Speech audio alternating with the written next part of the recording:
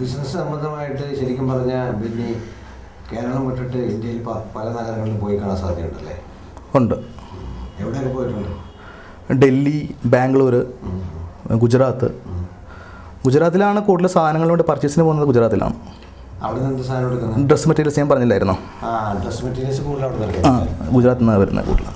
എന്താ അവിടെ ക്വാളിറ്റി ബേസിൽ? അവിടെ മില്ലുകളുണ്ട് ഒരുപാട് അവിടെ. അവിടെ അങ്ങനെ ഇപ്പോൾ ഈ ഡ്രസ് മെറ്റീരിയൽസ് അധികം പോകുന്ന കോട്ടൺ ഐറ്റംസാണ്. സിന്തറ്റിക് ഉണ്ട്, കോട്ടൺ ഉണ്ട്, പല ടൈപ്പ്. അല്ല, ഇവിടെ കൂടുതൽ പ്രിഫർ ചെയ്യണ ആൾക്കാർ ഏത്? കോട്ടനാണ് കൂടുതൽ ആൾക്കാർ ചെയ്യുന്നത്. അതെ, കോട്ടനോട് ചൂടിൻ്റെയാണ്. ചൂട് സമയത്ത് കോട്ടൺ ഡ്രസ്സുകളാണ് എല്ലാവർക്കും. ഇവിടുത്തെ ക്ലൈമറ്റ് ശരിക്കും അങ്ങനെ ബോംബെ കാലാവസ്ഥ നമ്മുടെ കേരളമായിട്ട് സാമ്യമുണ്ടോ? ഇപ്പം ചൂടുള്ളപ്പോൾ കുറച്ച് ചൂട് കൂടുതലുണ്ട്, പക്ഷെ മഴ കുറവാണ്. അല്ല, ഇപ്പം ഞാൻ വന്നിട്ട് ഇപ്പോൾ ഉള്ള സമയങ്ങളിൽ നല്ല മഴയുണ്ട് ഇവിടെ. പക്ഷേ കേരളം വെച്ച് നോക്കുമ്പോഴേക്കും നമ്മൾ അവിടെ വെച്ച് കമ്പയർ ചെയ്യാൻ പറ്റില്ല. ഇവിടെ വെച്ച് നോക്കുമ്പോൾ മഴ കുറവാണ് ശരിക്കും. ഇവിടെ പിന്നെ ഈ ശരിക്കും പറഞ്ഞാൽ മറ്റുള്ള പവർ കട്ട് ഇതൊന്നുമില്ല അല്ലേ? പവർ കട്ടുണ്ട്. ഉണ്ട്. 2 മണിക്കൂർ 3 മണിക്കൂറൊക്കെ പവർ കട്ട് ഉണ്ടാകാറുണ്ട്. എല്ലാ ദിവസവും ഇല്ല. ഇപ്പം മഴ കഴിഞ്ഞ് ഒരു 3-4 മാസം കഴിയുന്ന ശേഷം പിന്നെ കുറച്ച് ഇത് വരും. വെള്ളത്തിന് ക്ഷാമമുണ്ടോ? ഇല്ല, ക്ഷാമമില്ല. ഈ ഗുജറാത്തിൽ പോയി ഗുജറാത്തിൽ പോയി കഴിഞ്ഞപ്പോൾ അവരുടെ ശരിക്കും പറഞ്ഞാൽ ഭൂമിശാസ്ത്രപരമായ ഒരു ഗുജറാത്തി നമുക്കൊക്കെ മാനസികമായിട്ട് ഗാന്ധിജിയൊക്കെ ആയിട്ട് ബന്ധപ്പെട്ട് കിടക്കുന്നു. അതെ, ഭയങ്കര ചെറുപ്പത്തിലോട്ട് നമ്മൾ മനസ്സിലേക്കുള്ള സംസ്ഥാനം. അതെ. ഗുജറാത്തിൽ എനിക്ക് എങ്ങനെ ഫീൽ ചെയ്തു? ഗുജറാത്ത് ശരി കേരളം പോലെ തന്നെയാണ്. കേരളമായിട്ട് എങ്ങനെ സാമ്യം? അതായത് എന്താ പറയുക, അത്ര വലിയൊരു സ്റ്റേറ്റ് അല്ല അത്. ചെറുതാണ്. നഗരം, അവിടുത്തെ മെയിൻ സിറ്റികൾ ഏതൊക്കെയാണ്? സൂറത്തിലാണ് മെയിനായിട്ട് നമ്മൾ മില്ലുകൾ കൂടുതലുള്ള അവിടെയാണ്. തുണിമില്ലാണ് കൂടുതൽ അവിടെയുള്ളത്. അവിടെ ഇതുപോലെ ബോംബെയിലെ പോലെ ഫ്ലൈ ഓവേഴ്സും ഇതൊക്കെ ഡെവലപ്പറാണ്. റോഡൊക്കെ ഉണ്ട്. നല്ല റോഡുകളാണല്ലോ. തിരക്കും കാര്യങ്ങളൊക്കെ ഇത്ര തിരക്കില്ല, തിരക്ക് കുറവാണ് അവിടെ. ഗുജറാത്തികളായിട്ട് പരിചയമില്ലേ? ഉണ്ട്, എനിക്ക് ഒരുപാട് കൂട്ടുകാരുണ്ട്. അവരെങ്ങനെയാണ് ഗുജറാത്തികൾ? ശരിക്കും നമ്മുടെ നാട്ടിലും ഗുജറാത്തികൾ ഒരുപാടുണ്ട് അല്ലേ? നമ്മുടെ കൊച്ചിയിലൊക്കെ ഗുജറാത്തികൾ ഒരുപാട്. അതെ. ഗുജറാത്തികളുടെ ശരിക്കും പറഞ്ഞാൽ അവരൊരു ക്യാരക്ടർ ബേസിൽ അവരെങ്ങനെയാണ് ഗുജറാത്തികൾ? അവർ സ്വന്തമായിട്ട് ബിസിനസ് ചെയ്യുന്ന ആൾക്കാരാണ്. അവർ മറ്റുള്ളവരുടെ കൂടെ കൂടുതൽ ജോലിക്ക് പോകാറില്ല, കീഴിൽ പോകാറില്ല. അവരെല്ലാം സ്വന്തമായിട്ട് തന്നെയാണ് എല്ലാ കാര്യങ്ങളും ചെയ്യുന്നത്. ഒരു പ്രത്യേകത അവരുടെ. ചെറിയാണെങ്കിലും ചെറിയ ബിസിനസ് ചെയ്യുള്ളൂ അവർ. ഒരാളുടെ കീഴിൽ പോയിട്ട് ജോലി എടുക്കുന്നത് വളരെ കുറവാണ്. ഈ ഗുജറാത്തിലൂടെ യാത്ര ചെയ്തപ്പോൾ എന്തെങ്കിലും അട്രാക്റ്റീവായിട്ട് തോന്നിയോ? അവിടെ നമ്മുടെ കേരളത്തിൽ കാണാത്ത എന്തെങ്കിലും ഒരു പ്രത്യേകത തോന്നിയോ? കേരളത്തിൽ കാണാത്തതെന്ന് പറയാനായിട്ട് സംവിധാനത്തിൽ മാറ്റമുണ്ടോ? ഗുജറാത്തി സെയിം കേരള മോഡൽ തന്നെയാണ് ഡ്രസ്സിംഗ് ഒക്കെ അവരുടെ തന്നെ. പിന്നെ അവരുടെ ഫെസ്റ്റിവലിന് മാത്രമേ ചെറിയ വ്യത്യാസമൊക്കെ, അവരുടെ ഡ്രസ്സിന് ലേഡീസ് ഡ്രസ്സിൻ്റെ ചെറിയ വ്യത്യാസം ഉണ്ടെന്നുള്ളൂ, അല്ലാതെ അല്ല. പിന്നെ ഡൽഹി യാത്ര, ഡൽഹിയിലോട്ട് പോയി ഡൽഹിയിലും ബിസിനസ് വേണ്ടി പോയതാണോ? ഡൽഹി കാണാൻ വേണ്ടി പോയതാണ് ഞങ്ങൾ വിസിറ്റിന്. ഇല്ലല്ല, ഞാൻ ഫ്രണ്ട്സായിട്ടാണ് പോയത്. അവിടെ ഡൽഹി പോയപ്പോൾ എവിടെയൊക്കെ പോയി? അവിടെ ഇന്ത്യ ഗേറ്റിൽ പോയായിരുന്നു. പിന്നെ താജ്മഹൽ, ആഗ്ര സ്ഥലങ്ങളൊക്കെ അതെ അവിടെ കണ്ടായിരുന്നു. അതെ.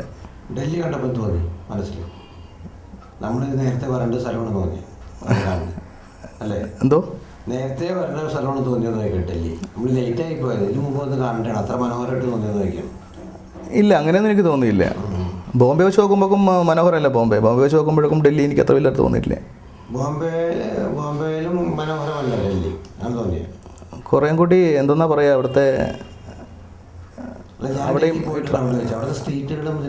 കുറച്ച് ക്ലീൻ ആണ് അല്ലേ? നീറ്റ് ആൻഡ് ക്ലീൻ ആണ് കുറച്ചുകൂടെ. അങ്ങനെ ഉണ്ടാവും. പിന്നെ ബാംഗ്ലൂരൊക്കെ പോയിട്ടുള്ളൂ. വിദേശയാത്ര നടത്തിയിട്ടുണ്ടോ? ഇല്ല, നടത്തിയിട്ടില്ല. വിദേശയാത്ര ഇവിടെ നടത്താനുള്ള പരിപാടികളുണ്ടോ? ആലോചിച്ചിട്ടില്ല. എന്തായാലും നാട്ടിൽ നിന്ന് സാധനങ്ങൾ കൊണ്ടുവന്ന് ബിസിനസ് ചെയ്യുന്ന പിന്നെ ഇനിയും ഒരുപാട് കാരണം ഇനിയിപ്പോൾ പുതിയ ഹാൻഡിക്രാഫ്റ്റ്സ് അങ്ങനെയുള്ള ഐറ്റംസ് കണ്ടെത്തുന്നുണ്ട്. അതെല്ലാം കൂടുതൽ കേരളത്തിലല്ലേ ഉള്ളത്. അതിങ്ങോട്ട് വരുന്നുണ്ടോയെന്ന് ചോദിച്ചാൽ ഇല്ല, ചെയ്തിട്ടില്ല. ഞങ്ങൾ സ്റ്റാർട്ടാക്കിയിട്ട് നോക്കണം, ഞാൻ ആലോചിച്ചിട്ട് ചെയ്യണം. അല്ല, അങ്ങനെയുള്ള സംഭവങ്ങൾ ഇവിടെ പോകാൻ സാധ്യതയുണ്ടായിരിക്കും. ഉണ്ട്. അങ്ങനെയുള്ള പിന്നെ ഇനിയിപ്പോൾ പുതിയ ഏതെങ്കിലും ഐറ്റം ഒരേ പ്രാവശ്യം കണ്ടെത്താറുണ്ടെന്ന് ചോദിക്കണം ഐറ്റംസ്. അത് സ്ഥിരം ഒരു പാറ്റേൺ ആണോ ബിസിനസ്? മാറ്റങ്ങളെന്ന് പറഞ്ഞാൽ നാട്ടിൽ എന്ത് പുതുത് കണ്ടാലും നമ്മളത് ഇവിടെ കൊണ്ടുവന്നിട്ട്, അതെ, എന്തെങ്കിലും പുതുത് കണ്ടാലും നമ്മൾ കൊണ്ടുവന്നിട്ട് ചെയ്യാറുണ്ട്.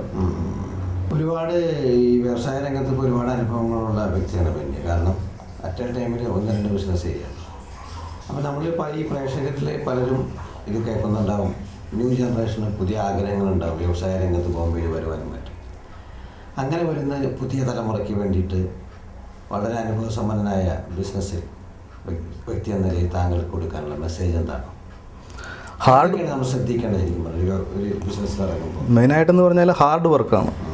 എവിടെയും അതാണല്ലോ മെയിൻ. ഇന്നത്തെ കാര്യം ഇന്ന് ചെയ്യുക, നാളത്തേക്ക് വെക്കാണ്ടിരിക്കുക. പിന്നെ അറിയാവുന്ന ബിസിനസ് ചെയ്യാൻ നോക്കുക, കുറേയും കൂടി പഠിക്കുക. അതിൽ അറിയാവുന്ന ബിസിനസ്സാണോ പിന്നെ ആദ്യം ചെയ്തത്? ഞാൻ പറഞ്ഞില്ല, ആദ്യം പഠിക്കുക. നമ്മൾ പഠിച്ചിട്ട് എങ്ങനെ എന്താണെന്ന് അറിഞ്ഞിട്ട് ശേഷം നമ്മളെ കൊണ്ടാവുമെന്ന് സ്വയം ചിന്തിച്ചിട്ട് ആദ്യം ചെയ്ത ജോലിയും ചെയ്ത ബിസിനസ്സുമായിട്ട് ലിങ്ക് ഉണ്ടായിരുന്നു. ബിസിനസ്സാണെന്ന്, അതും ബിസിനസ് തന്നെയായിരുന്നു. അത് എക്സ്പോർട്ടിംഗ് കമ്പനി, അവിടെ ഞാൻ വർക്ക് ചെയ്തിരുന്നത്. അപ്പോൾ ഓൾറെഡി മാർക്കറ്റായിട്ട് ഏകദേശം അറിയാമായിരുന്നു. മാർക്കറ്റിംഗ് പഠിക്കാൻ പറ്റിയായിരുന്നു. ഞാൻ 2 വർഷം മാർക്കറ്റിങ്ങിലായിരുന്നു.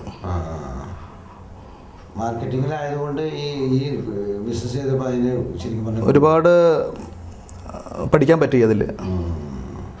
ഇനി പുതിയ സ്വപ്നം എന്താ പിന്നീട്? ഇനി സ്വപ്നം നാട്ടിലും കൂടി ഒരു ബിസിനസ് ശരിക്കും അത് വിജയിച്ചെടുക്കുക എന്നുള്ളതാണ്. ഇപ്പോൾ പറഞ്ഞ ബിസിനസ്? അതെ, കലൂരിലെ ബിസിനസ്. അപ്പോൾ ഇവിടെ പുതിയ ബിസിനസ് തുടങ്ങാൻ താല്പര്യം കാണിക്കാതെ താങ്കൾ നാട്ടിലോട്ടാക്കിയെന്താ? കാരണം നാടും നമുക്ക് മറക്കാൻ പറ്റില്ലല്ലോ. നാട്ടിലെന്തെങ്കിലും വേണ്ടേ? നാട്ടിൽ അത്ര ബിസിനസ് സാധ്യതയുണ്ടോ? സാധ്യത കുറവൊന്നുമില്ല. ഇല്ല, നാട്ടിൽ നമ്മൾ നന്നായിട്ട് നമ്മൾ ചെയ്യണമെങ്കിൽ എവിടെയും വിജയിക്കാം.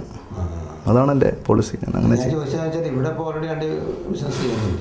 അപ്പം 3ാമത്തെ ബിസിനസ് ഓൾറെഡി ഇവിടെ ചെയ്താൽ പോരായിരുന്നു എന്ന് ചോദിക്കണേ. അപ്പോൾ പിന്നെ നാട്ടിലോട്ടാക്കിയത് അങ്ങോട്ട് ഷിഫ്റ്റ് ചെയ്യാനുള്ള പരിപാടി ഉണ്ടോ എന്ന് ചോദിച്ചു. ഷിഫ്റ്റ് ചെയ്യാനുള്ള പരിപാടിയൊന്നുമില്ല, എങ്കിലും നാടായിട്ടൊരു ബന്ധം വേണം എന്നുള്ളൊരു തോന്നലുണ്ടായിരുന്നു. അത് ഒരു 3-4 വർഷം മുന്നേ നമ്മൾ ചിന്തിച്ചതാണ്. അപ്പോൾ ഇപ്പോഴാണ് ഇങ്ങനെ ഒരു ഷോപ്പ് കിട്ടാനും അതുപോലെ എല്ലാം ചെയ്യാനും. എൻ്റെ അച്ഛനും അമ്മയും ഇല്ല, മരിച്ചുപോയി. വൈഫിന് അമ്മയുണ്ട്. അവരൊരു പ്രായമൊക്കെ ആയിക്കൊണ്ടിരിക്കുകയാണ്. അടുത്ത് തന്നെയാണ്. അവിടെ അടുത്ത് തന്നെയാണ്. എന്തായാലും ഒരുപാട് തിരക്ക് പിടിച്ച ബിസിനസ്സാണ്. കാരണം യൂസ്ഡ് കാറിൻ്റെ ബിസിനസ്, പിന്നെ ഇതിൻ്റെ കേരളത്തിൽ നിന്നുള്ള ഐറ്റംസിൻ്റെ വലിയ കട, അങ്ങനെ ഒട്ടേറെ ഇനിയും ഒരുപാട് വിജയങ്ങൾ വരട്ടെ ബില്ലിക്ക്. ഒരു പരിചയപ്പെട്ട ഒരുപാട് സന്തോഷമുണ്ട്.